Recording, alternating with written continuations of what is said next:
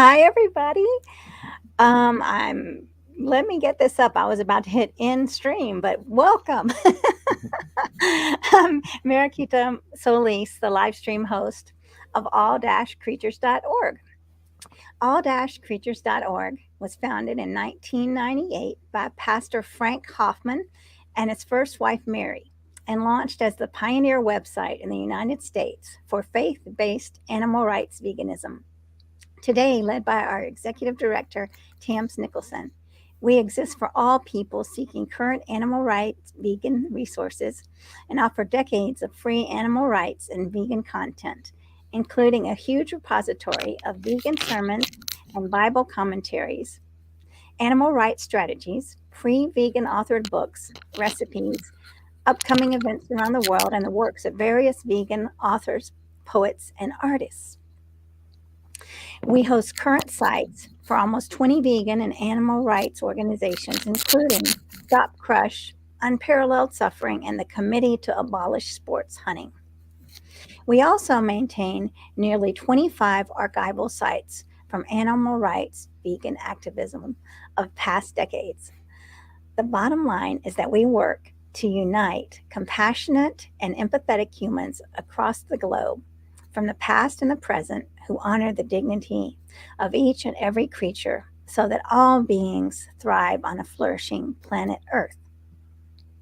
So today I'm very excited to welcome my friend, this wonderful Reverend Russell Elleven. Reverend Russell is a Unitarian Universalist minister currently living outside of Chicago, Illinois. He began his ministry in 2005 after 17 years in higher education as a professor and administrator. A two-time cancer survivor, Russell uses his own experience to help others during times of grief. He serves as chaplain to the Unitarian Universalist Animal Ministry and hosts a monthly pet loss support group. Additionally, Reverend Russell supports individuals and families confronting end of life issues. So you can learn more about his ministry at www.holistic, well, H-O, WHOLISTICED.org. And we will be giving you all the information to find Reverend Russell here and all of his great, I don't know what the word is now, all of his great resources. So welcome, Reverend Russell. I'm excited you're here. Thank you so much. It's nice to be here. Thanks for having me. Well, we're very honored to have you. We love animal chaplains here at all-creatures.org. Imagine that. So, and you are a very powerful voice for the animals. And I see that JJ's here. Welcome, JJ. Thanks for Hey, watching. JJ. Please, everyone, let us make sure you give StreamYard permission to use your name and get your questions and comments in the chat. And we want to hear from you. And sometimes when we have spiritual leaders or reverends, it can be kind of triggering to some people. So we want to hear your questions and we want to address those issues. So, all right. Well, I would love to hear about your journey, Russell. When did you first become a vegan, and what led you to make that transition? Well, I didn't become vegan until 2007, but when I was young, about 9 years old or so, I became vegetarian, and I grew up in Texas, and when I was that age, it was the early 70s. So, there wasn't a great deal of veganism going on in Texas at the time. Are you getting too much feedback from? I hear some clicking. I don't know what. I think it's when you're moving. Okay. Just don't move. Okay. So I had been. We lived on a small farm, had chickens and cows and things of that nature. So when I decided to become a vegetarian, that wasn't quite in the way of the family thinking at the time. My mother was a nurse, and she was just really concerned that I get enough protein. So she helped me with recipes. She would make different dishes for me. So I got a lot of support, even though it was a different way of being in the world in Texas at that time. Um, but as you mentioned, I am a two-time cancer survivor. And when I was 13 years old, I had cancer for the first time. Um, it was a bone cancer, and it required the amputation of my entire left arm. Um, I was left-handed at the time, so had to, learn all of those different things.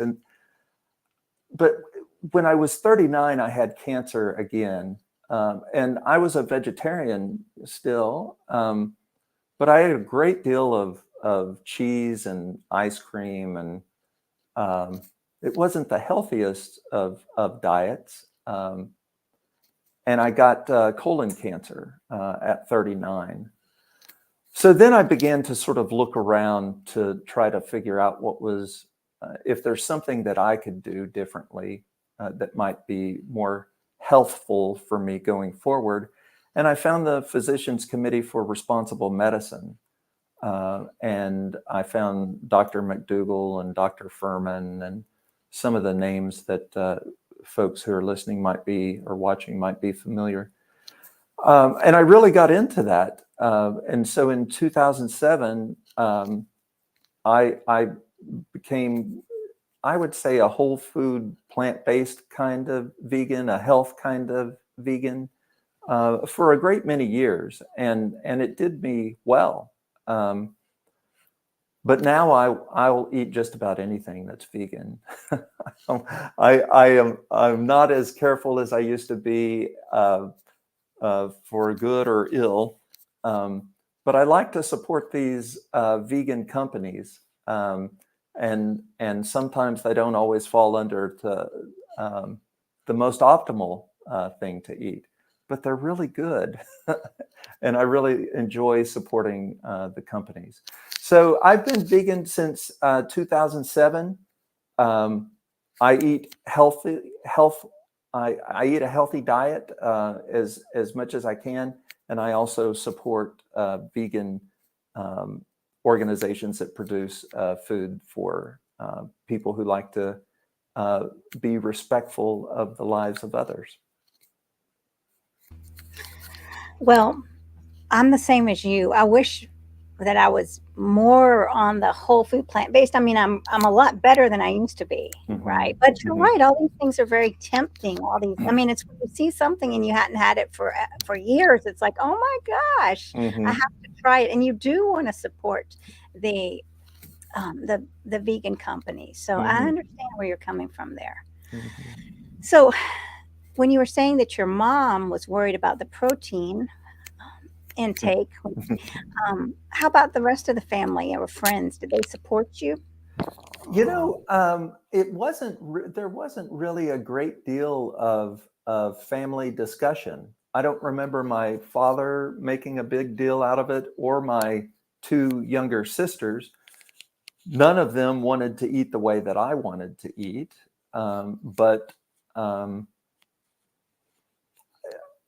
I, like a lot of us, I think I had this really special connection with animals, and my family would see me interact with the animals at our place, and know that the interaction was sort of different than the interactions they were having with animals. So, I remember my mother, who died in 2020. Being really empathetic to animals. She was probably the closest to me on the empathy scale in the family. So she could support what I was trying to do, and was very supportive. So I'll always be thankful for that. The way I eat or ate at the time got some attention in my small town Texas middle school and high school. But you sort of, I suppose, become that person for a lot of folks. Oh, they called me Rusty when I was young. So there's Rusty, the vegetarian. They didn't give me too much flack about it. But there's this person, the athlete, or this person, the popular person, and there's Rusty, the vegetarian. That's too funny. Uh, well, how does the peace of not eating creatures manifest in your life today? Well, it does give me the opportunity to talk about this with different people. I do have the opportunity to meet a lot of different people. And it does seem to me, and I don't know if you have experienced this, but it does seem to me that we are more aware of what's on other people's plates these days. I don't know if it's more sort of tribalism to see, if I belong to this group or that group, or maybe this is an indication that this person belongs to my tribe or what. But it seems like I'm more aware of what other people are eating, and people are more aware of what I'm eating. And so it offers these conversations. And oftentimes it is at conferences that I'm attending within my faith tradition, where I'm able to introduce why I do what I do within this framework that they're familiar with, because it's a UU conference I'm familiar with as a UU minister. So it gives me that opportunity to talk about this in a lot of different ways and contexts. How is it received?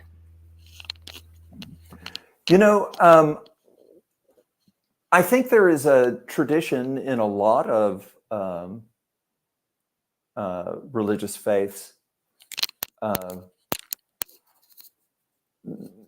that food is sort of, we can have rules about food. People of the Jewish tradition have really specific rules about food. Muslims have really specific rules about food.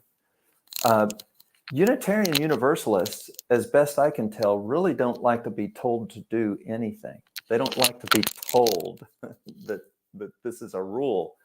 And so there's this immediate sort of pushback of, don't tell me what to do. But there's also a really, UUs, I would say by nature, are accepting of other people's viewpoints. We've got a wide spectrum of beliefs within our individual congregations and within our association of churches.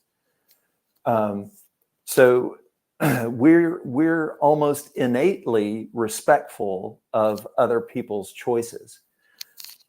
But then it gives me the opportunity to say why. And UUs are often very environmentally focused.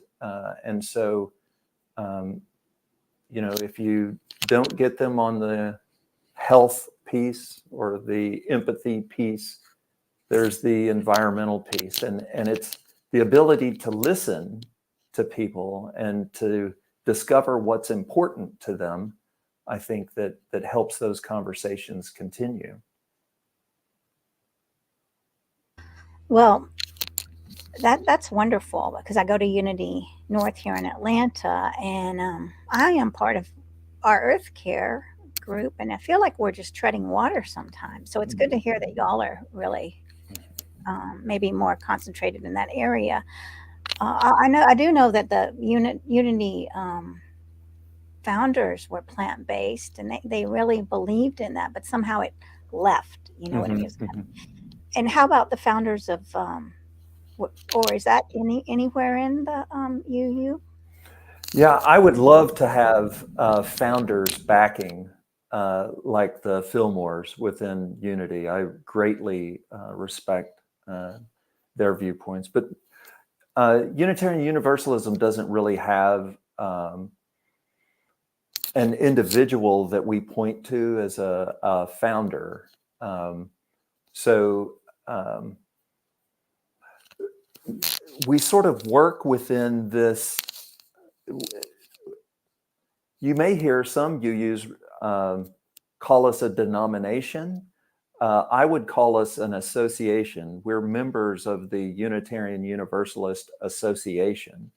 We're an association of churches that work independently and govern independently.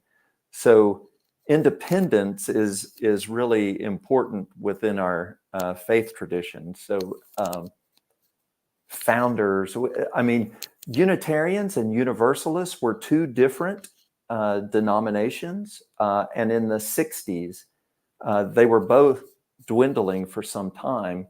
And in the 60s, there was enough similarities to where the two groups came together to form one association. Well, that's interesting to know. Mm-hmm. What is your most memorable experience as in your vegan journey? Well, while I love going to these UU conferences, and to be honest, since COVID, I have traveled less than I used to, but going to places like Vegetarian Summerfest that would be held annually in I think it's Jonesboro or Johnstown, Pennsylvania, I think it is. Being in a room with 1,000 other vegans is a really fun and highlighting experience. I will say, in my role as chaplain to the Unitarian Universalist Animal Ministry, that our organization has sort of begun to thrive in some ways since the pandemic. We were an association, we were an organization that UUs would sort of know about if they came to our annual meeting, the UU General Assembly, we call it. It's a meeting where we do business of the association. And it was called the UU Animal Ministry would do programs and things of that nature. And so there would be some knowledge of our existence. But since the pandemic occurred and people were forced into their homes for about 2 years, we really adapted to those needs, like a lot of organizations have. But it seems like that we've done well since the pandemic because our social gatherings, although online, have seen some really increased attendance since people have become so used to meeting and being and visiting with others online these days.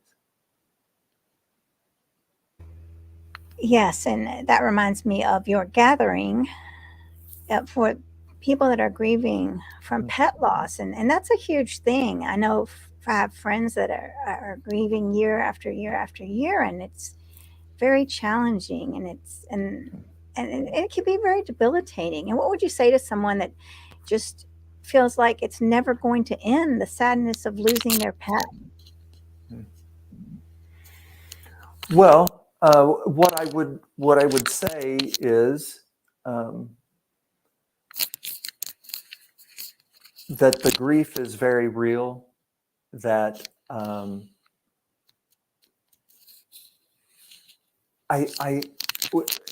we have this tendency to think of grief as having a beginning and an end. We talk in terms of closure in the wider community. I don't really talk about closure. I talk about incorporating the grief into our existence. Because sometimes the grief is so great that it never goes away. So our ability to adapt to this new way of being in the world, carrying this grief, is sometimes more helpful than saying, oh, you'll be over this in 6 months, or you'll be over this, it'll be better in a year. Well, it may be better in a year, but it may not be resolved and it may not be over. So I would want that person to know that other people grieve that way as well, that not everybody gets over it, so to speak, that they've got company with other people who are long-term grievers and who have successfully figured out how to integrate that loss into their way of being in life. That makes a lot of sense. Well, what about someone that says, I have to stop these feelings because I can't stop thinking about them? Mm-hmm. Yeah, I would say good luck. I wouldn't say it like that, but it's extremely difficult for human beings to stop their thoughts and their feelings. I don't know that we can do that. So again, it is, I think being with others who understand the magnitude of the grief is really helpful. That's why the support group, I think, that I help facilitate has been successful in that being with others who understand how much this hurts, when sometimes wider society may say, it was just a dog, or it was just a cat, or however they may say it. If they're getting those kinds of messages, but they know that on the first Wednesday of the month, they can come together with some other people who understand how deeply this hurts. I think that can be a very powerful sort of not remedy. A remedy is not the right word, but support. I think it can be a powerful support to people going through this. And when is which website is the right one to join your Zoom call, and what are the requirements? Actually, either of those websites you have there, uuam.org is the UU Animal Ministry .org, and then that animalchaplain.net is my personal website. Either of those will get you to the information about the monthly support group. It happens on the first Wednesday of every month at 8 p.m. On Zoom. And we will have we've had as few as 6 people there and as many as 20 people there. But they need to contact me ahead of time, because I will ask them what sort of grief they are experiencing and to tell me a little bit about that. Sometimes people just want to come and view our group, and I generally don't allow that because sometimes grievers, people who are grieving, don't like to be that kind of, they don't want that sort of attention. They don't want to be watched on how they're grieving, or if they're grieving correctly, or whatever they may think the person who just wants to be there may be intending. So I want the group is composed of people who are actively grieving the loss of an animal companion. Well, I can understand that, yes. And I know that a big one that I hear is the guilt that people have. And once the pet passes, and it's so hard to get past that guilt, because then our minds really start ruminating on why didn't I do this, or why didn't I do that, or why didn't I know this, and how How do you heal from that guilt? Yeah, I'm not sure I know the answer, but I will say um, that we are extremely hard on ourselves. We are harder on ourselves than anybody else would be. And often, I would say almost always, we are probably harder on ourselves than our animal companion would have been uh, on us.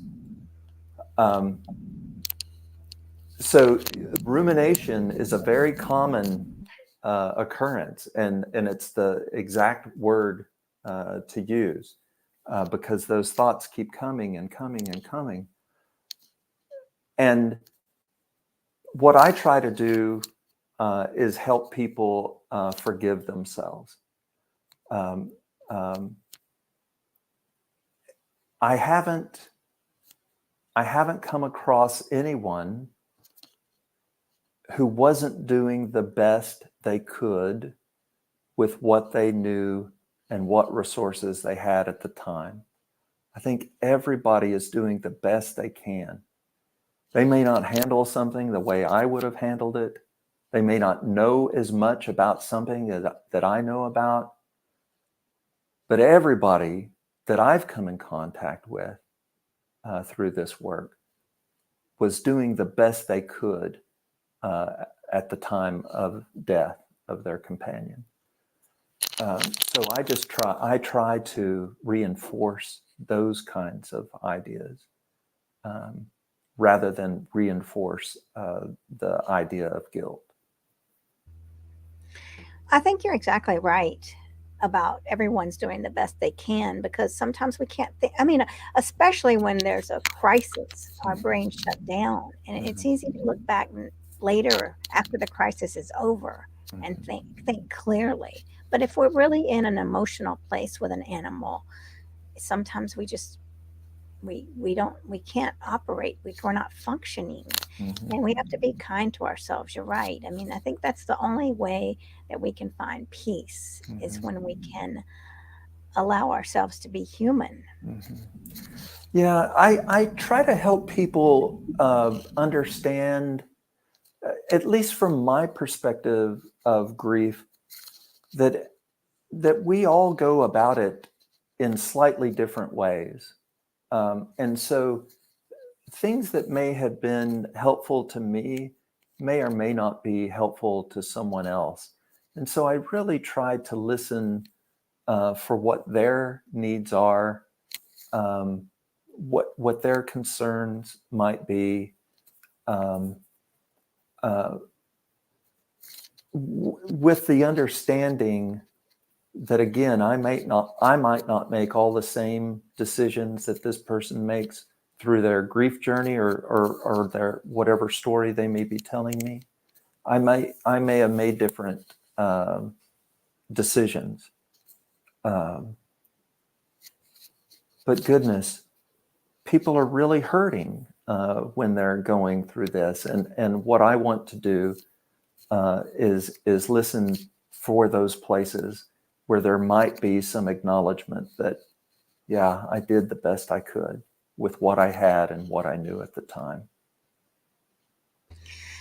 And that's a blessing because when a lot of times when we are hearing it's just a dog or just a cat or you'll get over it or we'll get another one, to hear Mm, what you're saying is a tremendous gift mm, mm. to be with someone that understands. When we're hurting like that, um, some oftentimes we want to come up with a solution for somebody. We want because we're so uncomfortable with grief, we try to fix it for somebody else. So if their grief goes away, I also don't have to deal with their grief. If I can fix it, I don't have to deal with their grief either. We're as a people, we're so uncomfortable with grief that we oftentimes won't stop to listen because we're trying to fix. That is so true because we love birth and we're not accepting of death, of the whole process, right?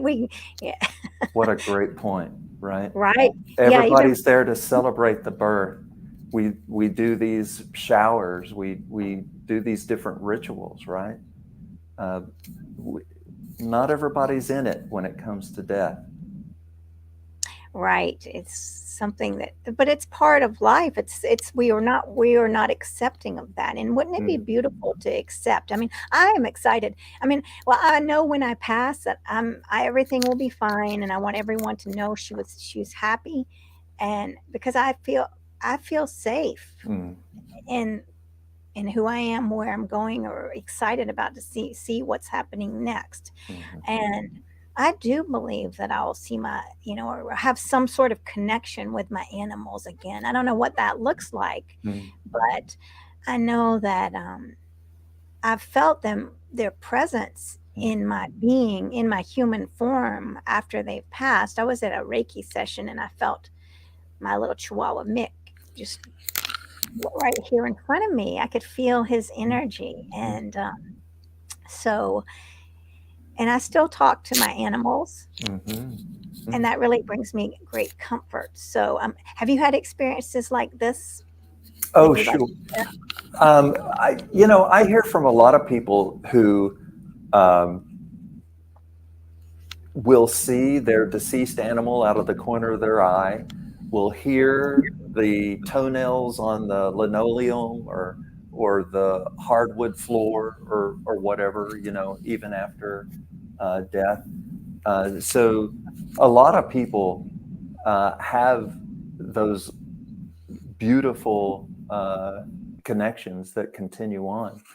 And I something that I talk about is the continuing animal bond that that goes on after death, and it may just be I have a little altar in my basement that has some candles and things and some ashes and of the different animal companions I've had throughout my life.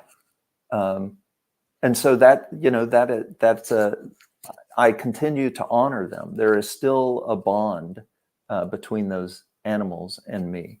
When I view pictures or videos of animal companions who I've shared life with, those are continuing bonds. I mean, I still feel the emotion when I see those pictures and videos. So there's some really different ways that people experience that continued connection. But I think a lot of us do. Yes, I think so. And it's encouraging for maybe somebody that's listening to kind of just be aware and kind of be more sensitive to watching and being aware of what might or who might be there, right? Yeah, awareness. Yeah, Right. Well, do you do celebrations of life for pets? I have and do. Yeah. Um, uh, Not as many. It seems like a lot of people uh, within Unitarian Universalism, we will, like a lot of faith traditions, have the blessing of the animals in this month of October to coincide with St. Francis of Assisi's holy day. Um, and so most of most of the recognition I've done has come that way through that celebration. But I have done individual celebrations of life and memorials, funerals. Well, I think that would be something that would be, I mean, a good way to for people to, I don't want to even say accept, but just to bring peace into that. And I really liked what you said earlier about closure, people wanting closure. And what if I came and said I can't go on without closure? Mhm. Well, That would be a belief that we would need to examine. The belief that you can't go on without closure, I'd want to better understand what that means. What does it mean not to be able to go on? And what would make tomorrow different from today? Uh, why wouldn't you be able to go on tomorrow as you've been able to go on today? Um, I would want to um, express concern as well, because when somebody begins to talk about not being able to go on, you begin to worry about people hurting themselves or killing themselves. And I wouldn't classify as what I do as um, immediate sort of assistance. I can't think of the proper term for that at the moment. But someone who is in crisis to where they don't believe they can go on, I would want to get them to a mental health provider if that's what was necessary. Now, somebody may say, I can't go on, and then I discover that that is not a suicidal ideation. It's a figure of speech, or it may be something else. So there would be a great deal of exploration for me if someone were to come to me with that sort of belief that I can't go on. Does that Right. make sense at all? I think I would be concerned for that person and want them to get the kind of help they needed. No, it makes a lot of sense because many times I hear this very big concern about closure, closure, closure. So it was interesting that you brought that up earlier Well, because you know, I think you used the word acceptance a moment ago, and that is the last step of Elizabeth Kubler-Ross's stages of grief. Acceptance is the last stage. But I don't really talk in those terms again, because uh, everybody's grief journey is different, um, and I really want to honor the path that they're on. And the Kubler-Ross stages of grief is sometimes helpful, but it can also uh, convince someone that they're doing grief incorrectly because I haven't gone through this stage, or I haven't done this stage correctly, or whatever the belief or the thought may be. Um, so I really try to individualize as best I can within a group or with one-on-one talking with people about the loss of their animal companions. I really try to individualize things as much as possible. Um, and so somebody who talks about closure, I want to explore what that means. Somebody who talks about I can't go on, I'd like to explore more about what that means. Sometimes what I say is not what somebody hears, and sometimes what somebody says is not what I hear. So clarifying best I can.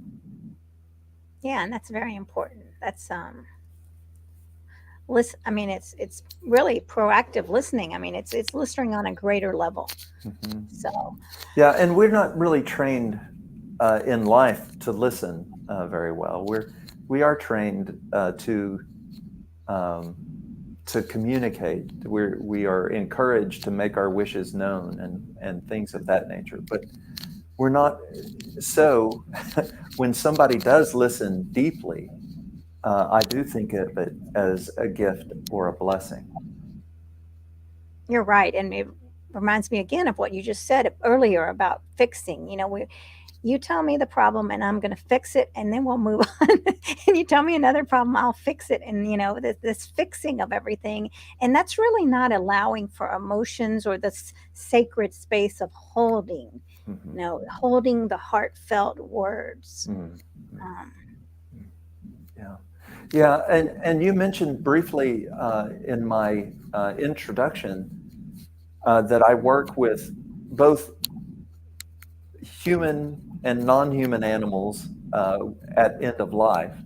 Um, so there are so many similarities, um, that it's uncanny to me a lot of times when we're dealing with a family, a human family member or a non-human animal family member.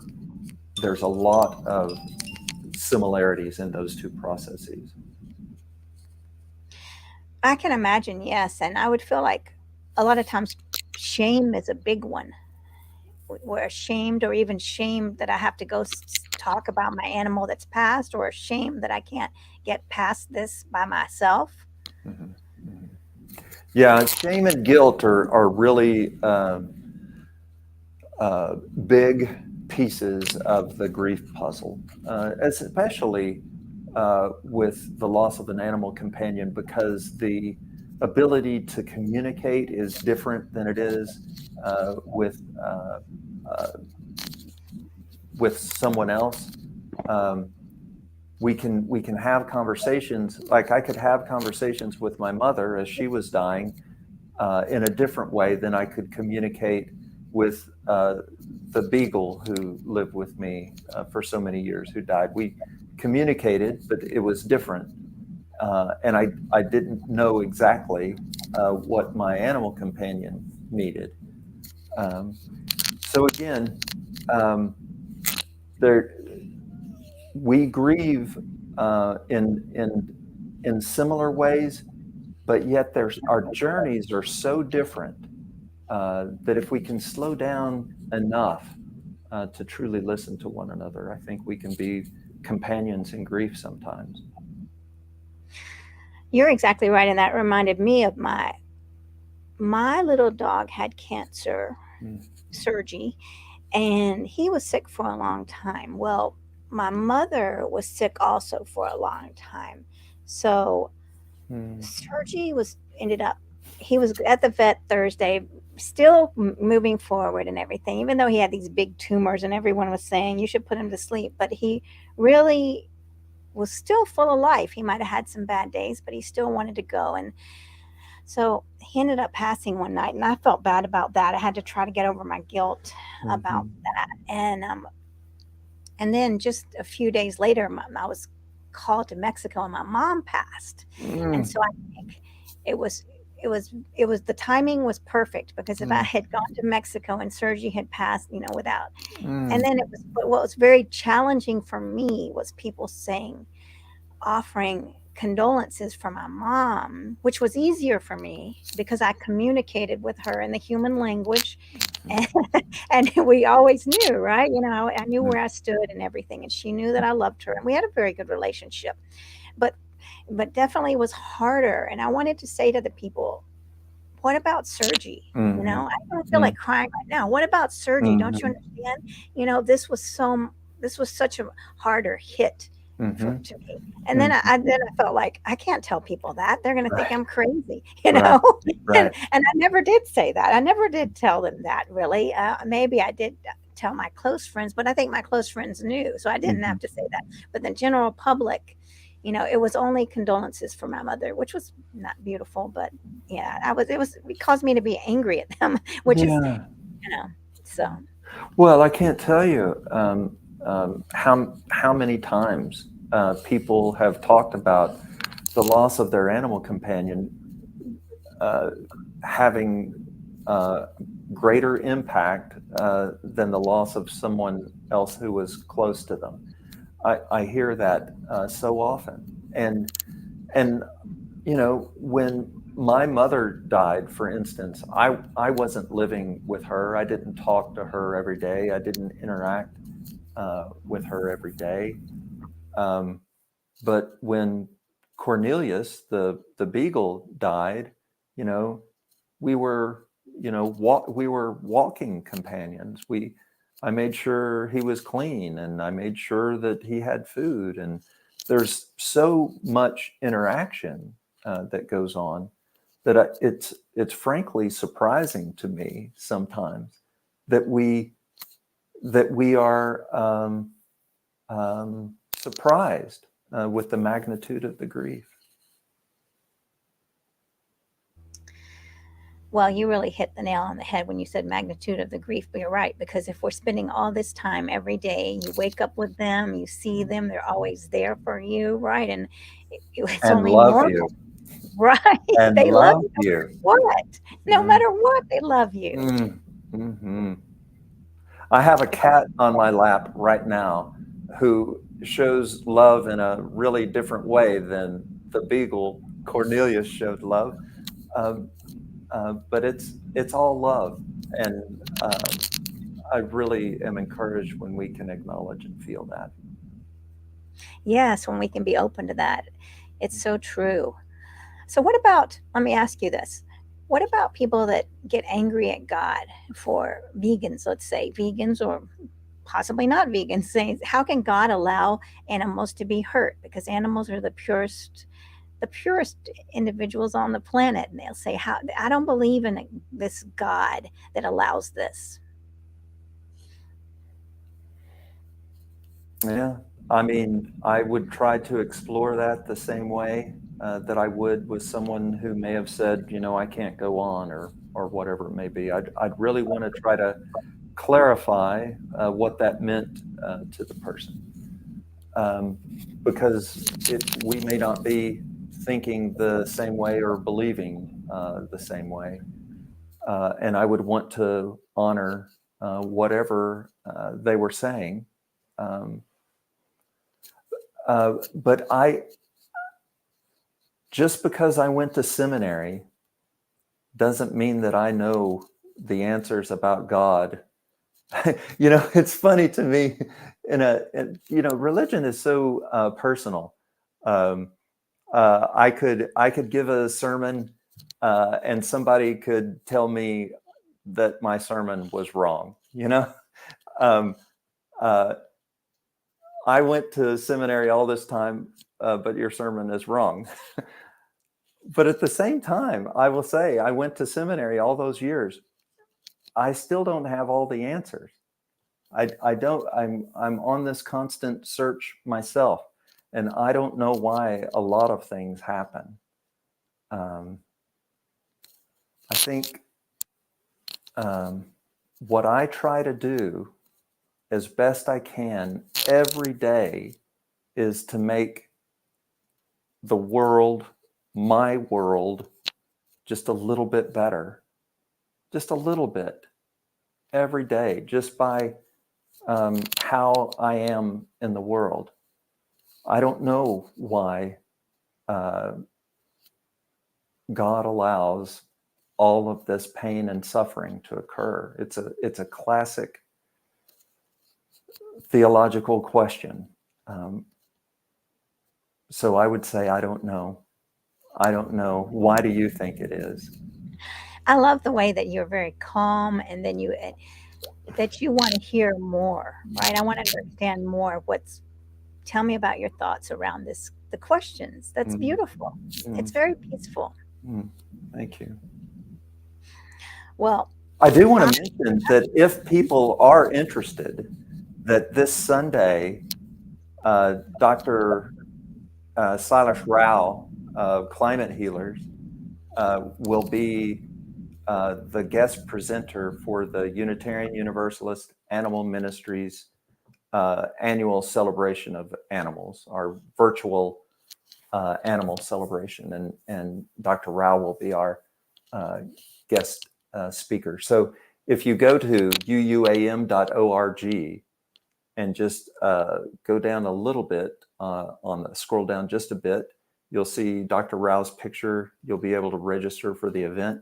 If you'd like to send in a picture or two of your animal for the celebration, your companion, we'll take those and put those into our slideshow as well. And then Dr. Rao will be taking questions after the ceremony. that's wonderful. I love Dr. Rao. Mm-hmm. So, yes, that's at 4 Eastern Standard Time. Is that Thank you. right? Yes, 4 Eastern. This Sunday. Okay. Okay, this Sunday, which is well, when is it? The 13th. Yeah. October 13th. Thank you. Yes. All right. Wonderful. Yes. And what would I say to someone? Well, I have this issue. this issue. It's like, so since I started volunteering at the nature center, I love snakes. Now, I never was a big snake lover, but then I still get those snake comments, or even saying, well, the snake, I hate I mean, the snake represents the devil, right, in the Garden of Eden. And I just want to scream because I love my snakes. It's like such a beautiful dance with the snakes. And I'm never going to be able to own a snake. I don't even like the word own. That's not the right word. To be a caretaker or mother of a snake because I wouldn't be able to feed them. So I have to always volunteer for the rest of my life, I guess, at the nature center. But um, I want to be able I want people to understand how beautiful they are. And I wish that story wasn't there with the snake. Yeah. And one of the things that I like to point out is that we're often encroaching on their homes. And so when they come out and we see them, we're seeing them in their homes. They have, to me, a right to be there. They've been there for a long time. And I'd like to celebrate the fact that they're still there. We are going through, and I'm sure Dr. Rao will talk about this, but we're going through such a big period of extinction right now of wildlife in particular, within the context of this conversation, that I'd like to celebrate any sort of wildlife that we see, because we're making the place such that animals, a lot of animals are just going to go away. They're just going to become extinct. Well, very true. We have such a small percentage of wildlife still here with us. And I see that people are not aware of how important they are. And I wasn't aware of it until I started volunteering at the nature center. For example, I didn't know the beaver. I didn't even know I didn't know what a keystone species was. I didn't know beavers create habitats for 350 other animals, Nice. and then we have this people killing them without this knowledge. It's so interesting as children in schools, we're not taught these essential lessons of life or how to be stewards of our planet, of Mother Earth and animals. We're taught so many other things. We're taught that we're judged on how much money we spend. Yep. Consume. And it's going to get us all in the end. No, if we don't do something drastically different. My goodness, I know. And it's so we have to have these places that are safe to go to, like your circles and these places of support, because we have to set that up in advance. So when we do tumble, we have someone to catch us, right? That's a lovely way to look at it. Yeah. Yes. So, I mean, the animals are so lucky to have you. And is there a special animal that you resonate with? If you were going to be reincarnated right now as an animal, what do you think? Who do you think that would be?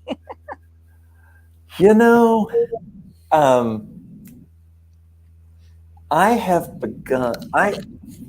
So I lived in Texas most of my life. When I moved up to Illinois, and we lived in the city of Chicago for a while, but now we're in the outskirts, and we're right on a bunch of cornfields. And I have never witnessed a large flock of geese before. And geese are all over the place up here. And the locals don't seem to appreciate geese very much. But when these cornfields are mowed down and you see these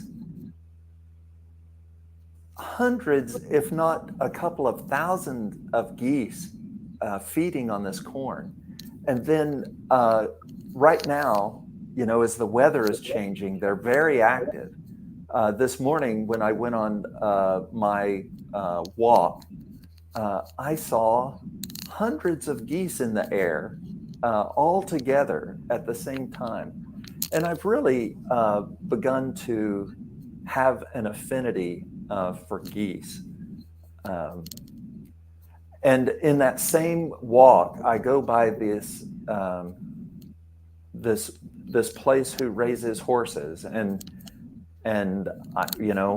I have qualms with raising animals for um, selling, and but there are so many foals, so many baby horses out there right now that it is just, you see them. So those are the kinds of, I have really, in Texas, it was just too hot to be outside all the time. It just seemed like to me. But up here, I really get out in nature. We have these forest preserves out here that are just magnificent. And I've gotten outside more up here than I have before.